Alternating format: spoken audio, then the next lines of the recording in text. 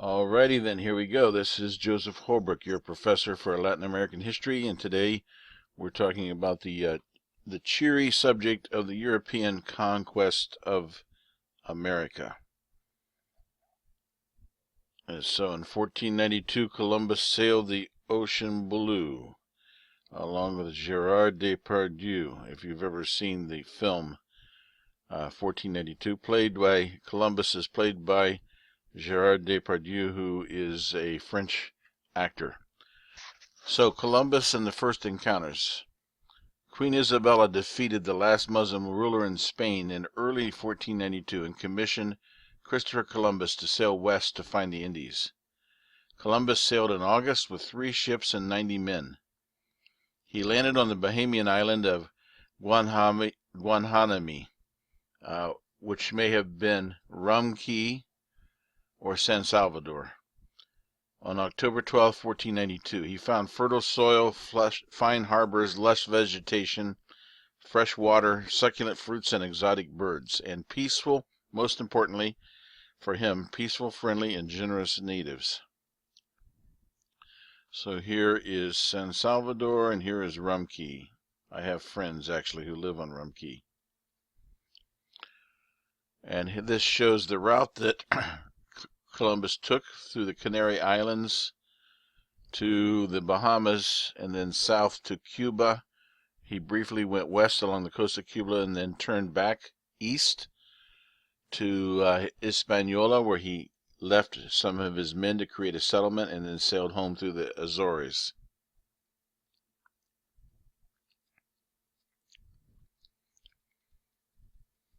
And this shows another this is another map showing his 3 routes of his 3 trips. The trip in 1492, another subsequent trip in 1493 in which he brought a large number of colonists and settlers, and then a trip in 1502, there's 4, 1498 as well, which went along the coast of northern coast of Venezuela. Columbus sailed from the Bahamas on his first trip to Cuba, the northern coast of Cuba, which he thought initially was Japan, known as Cipango.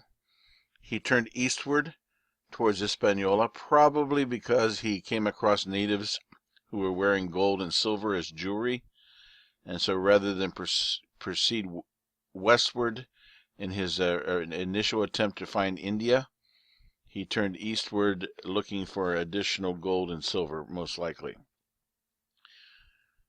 He then kidnapped some Taino Indians and took them back with him to Spain. He returned the following year in his second trip with 17 ships and 1,500 men to colonize Hispaniola. This was in late 1493. They brought tools, domestic animals, sugar cane, and other plants to set up a colony. Columbus proved incompetent as an administrator.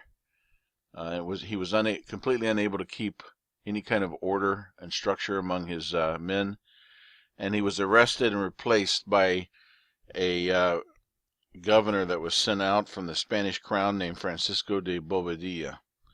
And then Bobadilla died and was replaced in 1502 by Nicholas de Ovando, who arrived with 2,500 settlers on 13 ships. Among the settlers that came with Nicholas de Ovando were Francisco Pizarro, the future conqueror of the Inca Empire in South America, and Bartolomé de las Casas, the future hero and protector, Dominican priest who advocated tirelessly on behalf of the Native Americans with the Spanish crown. Hernán Cortés arrived a year later on a different ship, and he was the future conqueror of the Aztecs in Mexico, but he first went to Cuba in 1511 to seek his fortune. Only in 1519 did he travel to Mexico. The early settlers supported themselves by panning for gold in the interior highlands and forcing the indigenous population to work for them. The Ponce de Leon landed in Florida and explored Florida in 1513. Despite the legends that he was looking for the Fountain of Youth, he was actually looking for indigenous Native Americans to serve as slaves. Florida natives were forcibly removed to work for the Spaniards in the Caribbean. The indigenous population of Hispaniola, Cuba, Puerto Rico radically declined during the 20 years after the initial arrival of the Spaniards. The Taino population of Hispaniola dropped from 500,000 to only 2,000 souls 20 years later. As you can see, this is bordering on a genocide type proportions. The natives were decimated primarily by influenza and bacterial infections. The first outbreak of smallpox came in 1518. Nevertheless, if you read Bartolomé de las Casas' eyewitness account, you know that huge numbers of Native Americans were murdered brutally and worked to death by the Spanish conquistadores.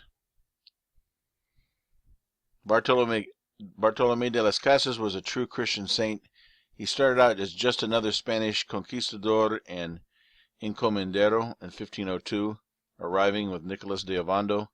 He was ordained a Dominican priest in 1507, and he accompanied Diego de Velázquez to Cuba and received an encomienda and a land grant. He became disenchanted as he observed the terrible cruelty and brutality of the Spaniards in Cuba as they mistreated the native population, and he renounced his encomienda and started a campaign for Indian rights.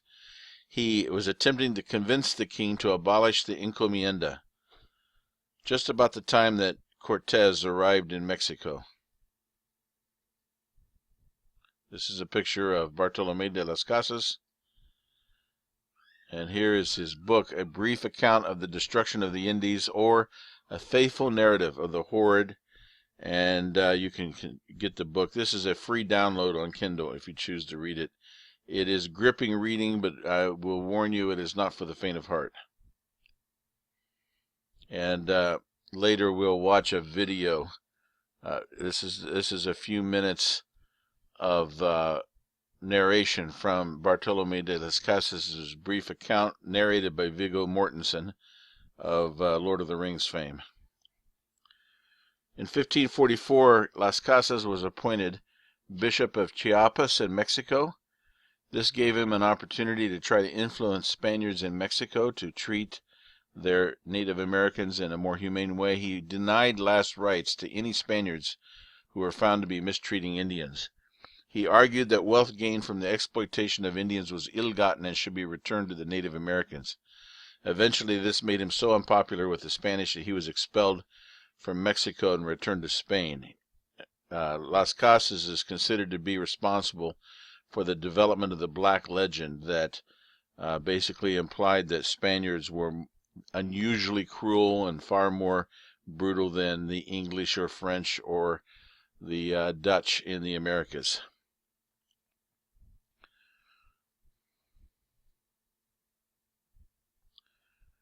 So that we move on to the conquest of the Aztecs. In 1519, the governor of Cuba, Diego de Velázquez, sent Hernán Cortés with 11 ships and 500 men to the coast of Mexico to explore rumors that there was a large Indian empire.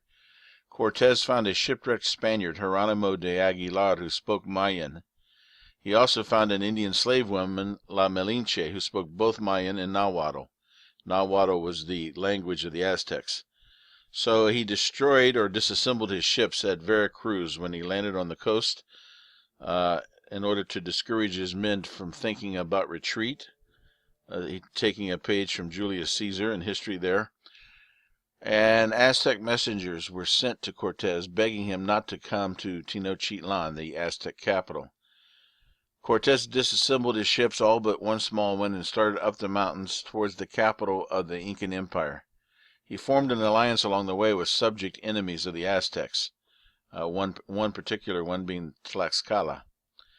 Cortés also attacked and massacred several thousand warriors at Cholula as an example and to sow terror into the Aztecs. This is a Aztec artists' rendering of the massacre at Cholula.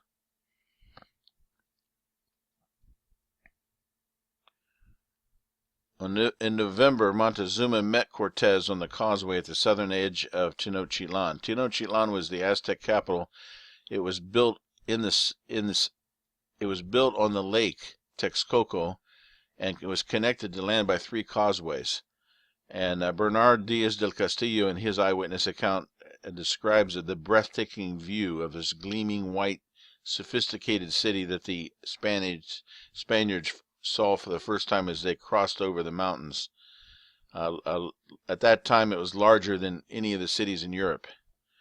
Cortez felt vulnerable, of course, because he was surrounded by over 100,000 Aztecs, and so he kidnapped the Emperor Montezuma to ensure the Spaniards' safety. This state of affairs lasted for several months. But in the spring of 1520, Governor Velasquez sent an expedition from Cuba to arrest Cortez. And Cortez, being the intrepid conquistador and entrepreneur that he was, left 80 men to guard Montezuma and traveled back to the coast, where he defeated the new arrivals and recruited the survivors of the new expedition from Cuba to join him and be part of his crew.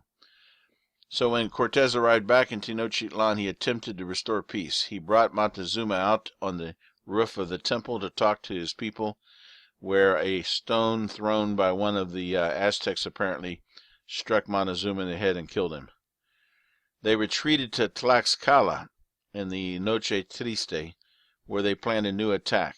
Many of the Spanish soldiers fell into the lake as they were trying to escape from Tenochtitlan, and they were so weighed down with the silver and gold they were carrying in their pockets that they drowned. They were unable to climb out. But by May 1521, an attack on Tenochtitlan had been planned. Cortez built boats out of the lumber from his former ships to attack by water across Lake Texcoco. The Spaniards had a clear advantage with swords, pikes, horses, mastiffs, and steel armor against cotton. The 550 Spaniards were accompanied by 10,000 Tlaxcalan warriors, who were their allies. The Aztecs offered fierce resistance, and the fighting was hand-to-hand, and they had to destroy Tenochtitlan block by block in order to subdue the Aztecs. Fighting finally ended in August of 1521 when they captured the new king, the young Guatemoc. A gripping eyewitness account about the attack against the Tenochtitlan and the Aztecs was written by a soldier who was with Cortez named Bernal Diaz del Castillo. It's quite fascinating reading. The Spaniards reasoned that there might be otros Mexicos. If they found one wealthy empire, there might be others. And so this initiated a frantic search for other empires that might yield up gold and silver and wealth. Cortez himself went to Honduras in 1524. Pedro de Alvarado, one of his lieutenants, founded Guatemala City in 1524. By the way, Cortez had a child by La Malinche, but then gave her to Pedro de Alvarado as his wife to marry, in part to care for her, because he obviously was going to marry a high-born Spanish woman rather than an Aztec princess. Nuño de Guzman founded Guadalajara, and Francisco de Montejo went to Yucatan. Also, Ponce de Leon traveled through Florida. Hernando de Soto, from 1539 through 42, traveled up through New Mexico, Arizona, Santa Fe, and into Colorado. Francisco Vasquez de Coronado traveled from Florida up through Georgia, into Tennessee, and through the south, arriving almost to Arkansas. All of these were attempts to find additional empires. In 1565, Pedro de Menendez founded St. Augustine on the Florida coast, the oldest city in North America.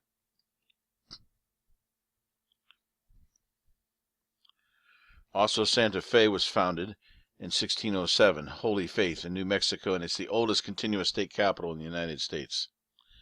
And we will stop with half of this and continue with the other half shortly of chapter 3, the